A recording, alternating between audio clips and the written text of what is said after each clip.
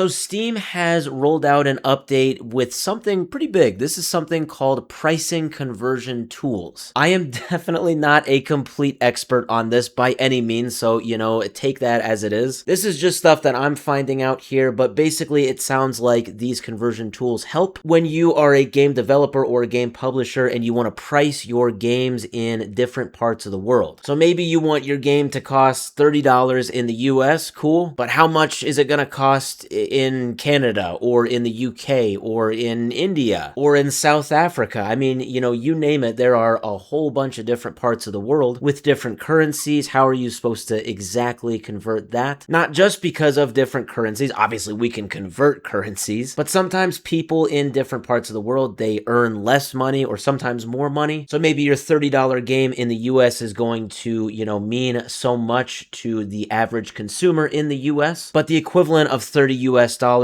might mean a lot more to the average consumer in India or wherever. So it sounds like going to help with that. So we see right here, it says, with today's Steam update, we have made 2 improvements to Steam's pricing conversion data to help developers price games in 37 currencies and 4 region groups worldwide. It says, we've updated our pricing conversion data to better reflect current market conditions around the world, and they've added 2 new conversion methods to help developers choose how to price games. So now it sounds like there are 3 different conversion methods. We see some more info right here, basically giving a little bit more info, and it does sound like these new conversion methods are now live today, so that's cool. So what are these 3 conversion methods? Well, we see right here, the first one is just the very simple conversion method. $30 in the US is equal to however many pounds in the UK or euros, wherever. That's pretty simple, but like I said, that might not necessarily be fair, quote unquote, to the average consumer, depending on which part of the world. So then the second one is the purchasing power conversion. That's going to be kind of more